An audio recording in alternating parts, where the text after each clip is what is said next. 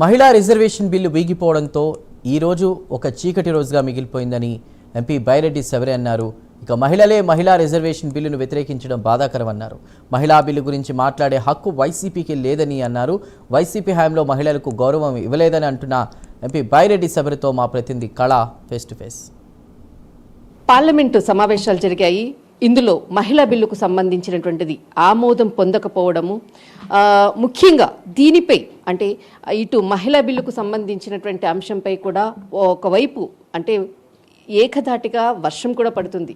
సమయం ఇప్పుడు దాదాపు 10:30 అవుతుంది. అయినా కూడా మహిళలు పార్లమెంట్ ఆవరణ రోడ్లపైకి వచ్చి నిరసనలు ప్రారంభించారు అన్నటువంటిది ఒక బిగ్ బ్రేకింగ్. ఇప్పుడు నిన్న ఏదైతే మహిళా బిల్లుకు సంబంధించినటువంటిది టీడీపీ ఎంపీ బైరెడ్డి సవరి గారు ముఖ్యంగా మహిళా స్పీచ్కి సంబంధించినటువంటి అంశాన్ని లేవనెత్తినటువంటి గలం.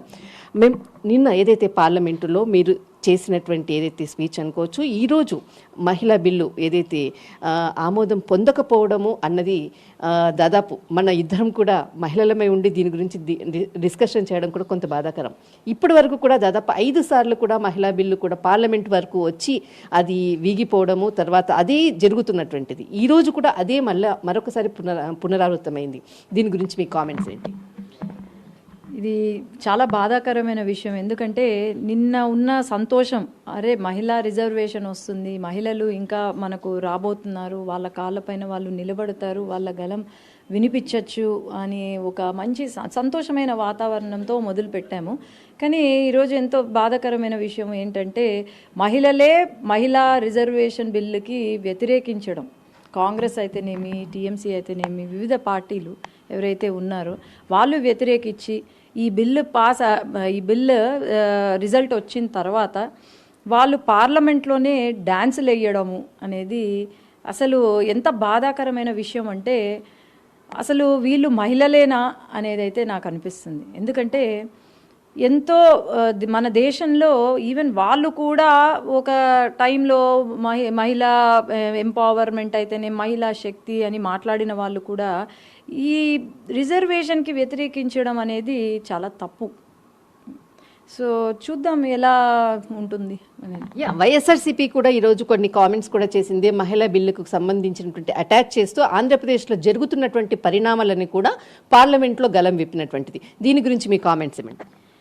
మహిళా రిజర్వేషన్ బిల్లు గురించి మాట్లాడాల్సింది ఏమీ లేదు. వైసీపీ వాళ్ళకి ఆ హక్కే లేదని నేను చెప్పగలుగుతాను. ఎందుకంటే మొట్టమొదటిసారిగా ఈ 5 సంవత్సరాలు అప్పుడు ఎప్పుడైతే వైసీపీ పాలన ఉండిందో అప్పుడు మహిళలకు కొంచెం కూడా గౌరవం ఇవ్వలేదు. మనం చూస్తే మన భువనేశ్వరమ్మను అయితేనేమి, మన పవన్ కళ్యాణ్ గారి కూతుర్లు అయితేనేమి, అనితమ్మను, అట్లా చాలామంది కార్యకర్తలను హరాస్ చేశారు, ఇంక్లూడింగ్ మీ హరాస్ చేశారు. వాళ్ళకి ఆ హక్కే లేదు. ఈరోజు వైసీపీ వాళ్ళు మాట్లాడిన మాటలు ఏవైతే ఉన్నాయో ఏమంటారు, మేమే రిజర్వేషన్ తీసుకొచ్చాము గవర్నమెంట్ జాబ్స్లో, మేమే లోకల్ బాడీ ఎలక్షన్లో మేమే రిజర్వేషన్ తీసుకొచ్చాము, మేమే మొదటి యూనివర్సిటీ మేమే తెచ్చాము. మరి నాకైతే అర్థం కావట్లేదు, ఏమన్నా జగన్ గారు ఏమన్నా 1980sలోనే పార్టీ పెట్టారా, మరి ఆయనే చేశారా అనేది నాకైతే అర్థం కావట్లేదు. ఈరోజు ఈ బిల్లు గురించి మాట్లాడమంటే ఒక టీడీపీ పార్టీలో ఉన్న ఒక మహిళ గురించి వాళ్ళ కాన్సన్ట్రేషన్ తన గురించి అంటే నా గురించి కామెంట్స్ చేయడమే వాళ్ళకు సరిపోయింది తప్ప బిల్లు గురించి కానీ రిజర్వేషన్ ఏదైతే డీలిమిటేషన్ అయితే కానీ ఏమీ మాట్లాడలేదు. సబ్జెక్టే లేదు వాళ్ళ మాటలలో. ఈరోజు ఏదైతే బిల్లు ఆమోదం పొందకపోవడము యాజ్ ఏ ఉమెన్ ఎంపీగా మీతో పాటు సహచరులు కూడా చాలామంది కూడా ఉంటారు, దీని గురించి ప్రత్యేకంగా ఏమంటారు? ఇది చీకటి రోజు అండి మాకు. నేను ఎన్నో ఎక్స్పెక్ట్ చేశాను. యాక్చువల్లీ మహిళలు వస్తే చాలా బాగుంటుంది అని అనుకున్న సమయంలో ఇలా వీళ్ళు వ్యతిరేకించడము అనేది ఆబ్వియస్లీ ఏ మహిళ అయినా ఫీల్ అవుతుంది. కానీ ఒకటైతే ఉంది, ఈ మన రాష్ట్రం కానీ మన దేశం కానీ ప్రతి ఒక్కరూ ఈరోజు దే హ్యావ్ టు రియలైజ్ ఏంటి అంటే ఏ పార్టీ ఎవరు ఏ నాయకులు మహిళలకు సపోర్టివ్గా ఉన్నారు, వాళ్ళ అభివృద్ధి కోసం ఎవరు కృషి చేస్తున్నారు అనేది ఈరోజు క్లియర్ కట్ అర్థమైపోయింది. So it is for our own good అని అనుకుంటున్నాను.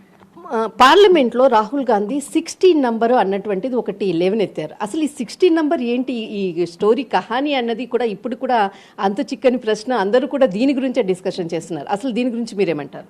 అదే నేను చెప్పినట్టు మేబీ రాహుల్ గాంధీ గారు ఇంకా ఆయనకు 16 సంవత్సరాలే జెన్జీ కిడ్ అనుకుంటున్నట్టున్నారు. ఆ టీషర్టు జీన్స్ వేసుకొని ఏంటో అక్కడ స్పీచ్, అసలు ఆయన స్పీచ్ అంటారా అది?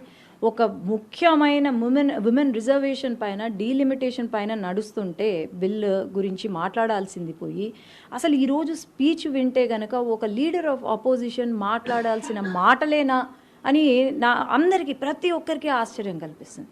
ఎందుకంటే మన ప్రైమ్ మినిస్టర్ గారిని మజిషియన్ అని చాలా కామెంట్స్ చేశారు. ఒక ప్రైమ్ మినిస్టర్ని కామెంట్ చేసే ఇది లేదు, కానీ మరి ఆయన ఒక జోకర్గా నాకైతే అనిపించాడు. ఎందుకంటే దట్ ఈస్ నాట్ రైట్ అండి. ఆయన స్పీచ్ కానీ ఏమి it is very clearly says that he is not in support of women. He will never support women. Yeah, Congress ఎప్పుడూ కూడా సపోర్ట్ చేయలేదు. ఇది ఒక చీకటి రోజు. రాహుల్ గాంధీకి సంబంధించినటువంటి చేసినటువంటి కామెంట్స్ అనుకోవచ్చు, వీటన్నిటిని కూడా ఆయనకు వదిలేస్తున్నాము.